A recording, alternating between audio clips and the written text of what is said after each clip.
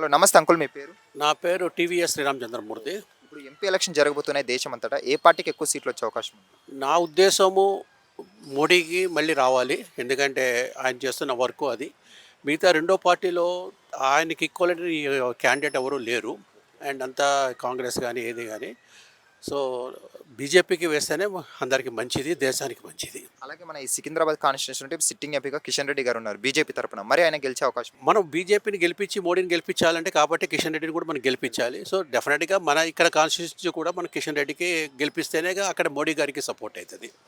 ఇక్కడ మనం చేస్తేనే అక్కడికి అవుతుంది. ఇవన్నీ ఒకటేసారి ఆయన ఒక్కసారి రాడు కదా. ప్రతి స్టేట్ నుంచి నెంబర్ ఆఫ్ సీట్స్ పెరిగి ఆయన సపోర్ట్ వస్తేనే ఆయన అనుకున్న మార్క్ ప్రకారంగా ఎన్డీఏది వాళ్ళది 400+ రావాలి. అప్పుడే దేశానికి. ఎందుకంటే మన ఇంటర్నల్గా అదే కంట్రీ గురించి కదా మనం మాట్లాడేది కాదు కదా, ఇది అవుటర్ది కూడా. అండ్ అవుటర్లో ఎంతమంది అబ్జర్వ్ చేస్తున్నారు. అండ్ ఈయన వచ్చిన తర్వాత అవుటర్లో మనవన్నీ ఎట్లా ఆగిపోయినాయి. లేకపోతే ఈ పాటికి ఎంతో చైనా కానీ పాకిస్తాన్లో నుంచి రావాలని చెప్పి చాలా ట్రైల్ చేస్తున్నారు. సో ఈ the only main person healthy. Maybe ఆయన మీద కొన్ని చేసిన దాని మీద చాలా ఎగ్నెస్ట్ ఉండొచ్చు. బట్ అది ఎందుకు చేశారా అన్నది కూడా మనం దాన్ని పాటిస్తే మంచిది. హలో నమస్తే అంకుల్, మీ పేరు? రవీందర్.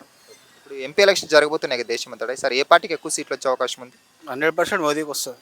ఎందుకు మోదీ గారు అనుకుంటున్నారు? మోదీ దేశాన్ని రక్షిస్తారు కాబట్టి మోదీకి వస్తుంది. ఇప్పుడు తెలంగాణలో ఇప్పుడు సికింద్రాబాద్ చూసుకుంటే కిషన్ రెడ్డి గారు బీజేపీ తరపున ఎంపీగా ఉన్నారు. మరి ఆయన గెలిచే అవకాశం ఉందా? మరి 100% గెలుస్తాడు ఎంపీ. మీ పేరు?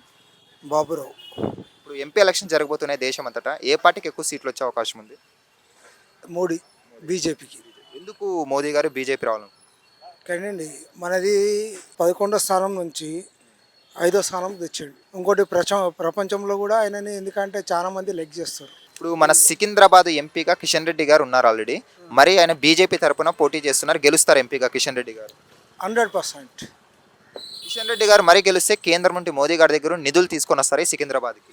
వస్తాడు కంపల్సరీ. ఎందుకంటే ఇప్పుడు చేసింది ఆయనే కదా. కాజురా స్టేషన్ కానీ మన ఇది చెర్లపల్లి స్టేషన్, సికింద్రాబాద్, ఇవన్నీ మన సెంటర్ నుంచే కదా ఫండ్ వచ్చేది. ఫండ్ వస్తేనే కదా ఆయన ఎంపీ పార్లమెంట్లో నుంచి మన ఫండ్ నుంచే చేసింది కదా సెంటర్ నుంచి. సో సికింద్రాబాద్ అంటే మరి బీజేపీ జెండా ఎగరిపోతుంది అనుకోవచ్చు సికింద్రాబాద్లో. 100%.